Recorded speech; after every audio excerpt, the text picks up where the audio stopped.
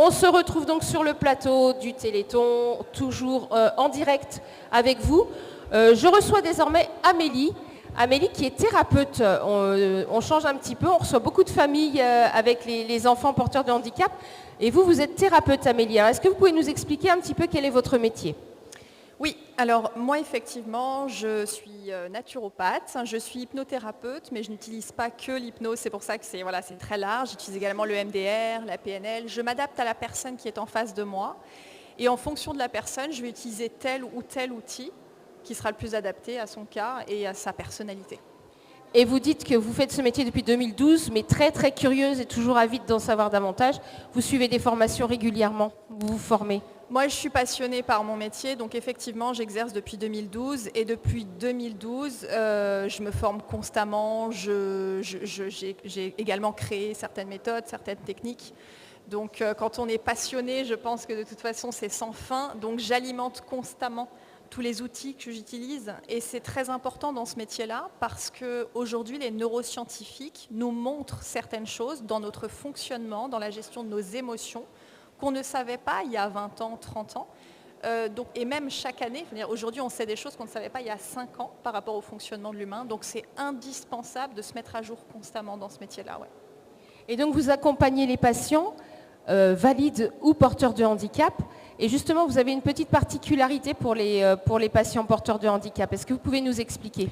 Je me déplace à domicile déjà, premièrement.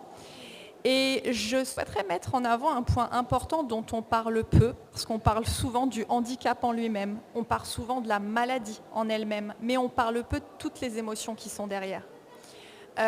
Quelquefois la souffrance de l'isolement, quelquefois le regard des autres, et tout ça, ça s'accumule. Donc c'est important aussi de le mettre en avant. Moi je sais que j'ai beaucoup de personnes aussi dans les consultations qui sont dans des cas comme ça. C'est un poids, souvent, effectivement, toutes ces choses dont ils ne parlent pas, parce que parfois certains sont seuls, tout simplement, pas forcément entourés, et dont il n'est pas évident de parler. Et vous les aidez à libérer leurs émotions vis-à-vis de tout ça et à s'alléger de ça ? Oui, alors au-delà de libérer ou de parler, parce que finalement on ne parle pas tant que ça dans mes consultations, on transforme les émotions. Parce que toute émotion est transformable. Toute souffrance, on peut en faire quelque chose de florissant ou une force. Alors au départ, je dis ça de but en blanc et c'est un peu difficile peut-être à entendre pour certaines personnes qui aujourd'hui sont dans la souffrance, mais rien n'est définitif et toutes les émotions sont modulables et elles peuvent être transformées. Donc une émotion, on ne va pas la libérer comme si elle n'avait jamais existé. Non. Si cette émotion elle est là aujourd'hui, c'est qu'elle veut dire quelque chose, qu'il y a un vécu derrière, qu'il y a une raison, une cause, et ça on va le transformer. On va transformer l'émotion, ça peut être en force, ça peut être en joie de vivre, ça peut être en... peu importe.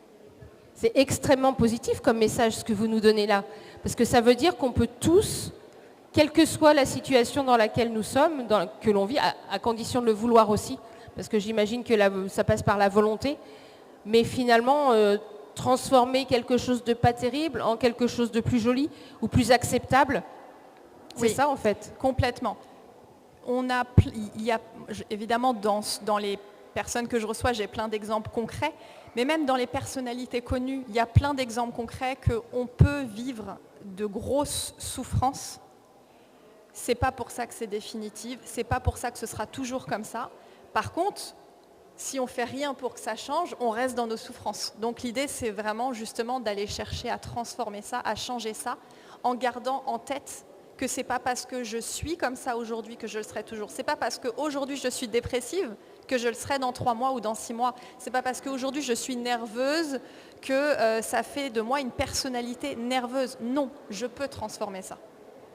Et votre soutien auprès des personnes qui ont des maladies ou qui sont porteurs de handicap, il est essentiel effectivement que ce soit, bon là on parle de maladies qui sont traitées dans le cadre du Téléthon, mais pas que, on n'a pas parlé de cancer, mais forcément le cancer fait partie des maladies très très difficiles à vivre, donc, dont le diagnostic est difficile à accepter, dont il est difficile de parler à son entourage, parce que bien sûr, souvent dans la tête des gens, cancer égale mort, même si là aussi la recherche a fait énormément de progrès et on arrive à guérir de plus en plus de malades, l'accompagnement il est essentiel. Ouais. Évidemment, Si vous voulez, si on devait comparer, je ne sais pas si mon exemple est le meilleur des exemples, mais c'est comme un sportif. Un sportif, il va s'entraîner physiquement pour avoir des compétences physiques et gagner. Mais le sportif qui s'entraîne physiquement et qui travaille également ses émotions et qui fait de la préparation mentale par rapport à ça, il va être propulsé. Le jour J, il va avoir quelque chose en plus qui va lui donner une force, qui va lui donner une motivation supplémentaire. Par rapport aux maladies telles que le cancer ou autres, c'est pareil. En fait, on parle beaucoup des cellules, du physique, de la maladie en elle-même, mais il y a aussi tout le mental qu'il y a derrière. Et d'ailleurs, ça a été démontré dans les hôpitaux que les personnes qui arrivent à s'en sortir le plus rapidement ou le plus facilement, c'est les personnes qui ont cette niaque d'avancer, cette joie de vivre. Donc une personne qui avance là-dedans, alors évidemment, je ne suis pas en train de dire super, on a le cancer, c'est la joie de vivre. Non, attention, c'est absolument pas ce que je suis en train de dire. Mais ce que je veux dire par là, c'est lorsqu'on arrive à avoir émotionnellement un apaisement, une sérénité, eh bien le résultat va être différent que si j'appréhende ça avec de la tristesse, avec de la dépression, avec de l'angoisse, avec du stress. Parce que tout ça, c'est des émotions que le corps reçoit aussi. Et ça s'imprègne dans nos cellules. Pour autant, les émotions négatives sont les premières à ressortir lorsqu'on apprend une nouvelle comme celle-ci. Il faut déjà digérer la nouvelle pour pouvoir ensuite aller vers quelque chose de surpasser finalement cela. Bien sûr. Et on dit bien que la guérison, enfin le mental, c'est 50% de la guérison, peut-être même plus finalement. Bien sûr. Si une émotion négative, elle est souvent légitime déjà. Et en plus, elle n'est pas notre ennemi. Donc si je traverse une émotion négative momentanément, ça n'a aucun impact, ça va, c'est pas grave. Je peux traverser un stress pendant quelques minutes, quelques heures ou pendant une journée. Si derrière je redescends, ça va. Là où ça pose problème, c'est quand ça devient constant. C'est quand ça devient récurrent. Parce qu'une émotion est liée à un produit envoyé dans le corps, l'adrénaline, la dopamine, etc. Et mes cellules s'en imprègnent. Donc oui, ça a un impact sur la santé. Mais évidemment que ça ne veut pas dire que c'est tout beau, tout rose. Enfin, ça ne veut pas dire « Ah, génial, à toutes les... » Non, on peut passer par des phases difficiles, et même c'est peut-être même le processus normal quand on apprend une nouvelle compliquée.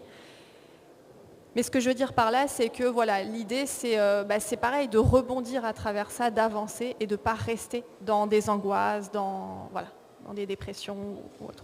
Vous me disiez tout à l'heure que la méthode que vous allez utiliser lorsque vous recevez un patient, comme ça, client ou un patient. Un client, voilà. Lorsque vous recevez quelqu'un qui vient vous consulter, vous adaptez la méthode à la personne. J'imagine que vous apprenez à la connaître un petit peu avant, savoir qui elle est et ce qu'elle attend. C'est indispensable, évidemment. C'est indispensable parce que, j'en donnais l'exemple tout à l'heure, c'est comme un coiffeur qui sait faire une coupe au carré. Bon, c'est très bien, mais ça conviendra qu'à un certain type de personne. Un coiffeur qui maîtrise diverses coupes, il va pouvoir s'adapter au visage de la personne, à la personnalité de la personne. En thérapie, c'est un peu pareil. C'est très important d'avoir un panel d'outils très large parce que certaines personnes vont être réceptives à certaines méthodes et d'autres non. Donc d'où l'importance vraiment de s'adapter à la personnalité, à la sensibilité de la personne, au rythme de la personne pour un maximum d'efficacité. Certaines personnes vont être réactives, d'autres non. Ça veut dire que vous testez peut-être quand même pour voir ou vous le sentez, vous le savez en fonction de ce que vous voyez chez l'autre. Oui, je le sais, ça se perçoit. Voilà. Non, il n'y a pas de test. Il n'y a pas de test.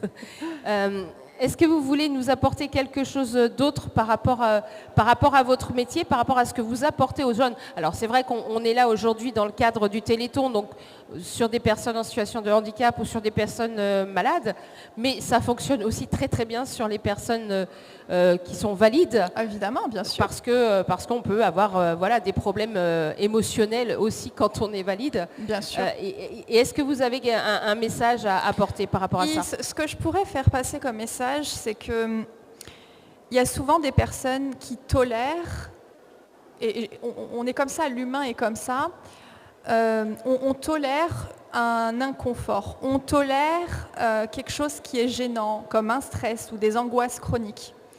Et alors, beaucoup, je le remarque, peut-être vont tester des méthodes pour apprendre à mieux vivre avec. Donc ils vont apprendre à respirer, ils vont apprendre à mieux vivre avec. Mais aujourd'hui, on le sait, on n'a pas besoin d'apprendre à mieux vivre avec, il faut simplement le transformer. Ce n'est pas parce que c'est là aujourd'hui que ce sera là dans 3 jours, dans 3 mois ou dans 3 ans. C'est comme si j'ai un caillou dans ma chaussure, j'ai le choix entre apprendre à supporter ce caillou ou m'arrêter 2 minutes, enlever ma chaussure et enlever le caillou. Et je repartirai du bon pied beaucoup plus légèrement. Donc le message que j'ai à faire passer, c'est surtout prendre conscience que rien n'est définitif, que tout est transformable. Dans la mesure du réaliste, je parle des émotions principalement. Et donc c'est plein d'espoir parce que ça veut dire qu'on peut reprendre la main là-dessus et on peut changer et on peut avancer. Effectivement, c'est vraiment un message d'espoir et un message très très positif. Et on va rester sur cette note parce que moi, ça me plaît bien de rester sur du positif.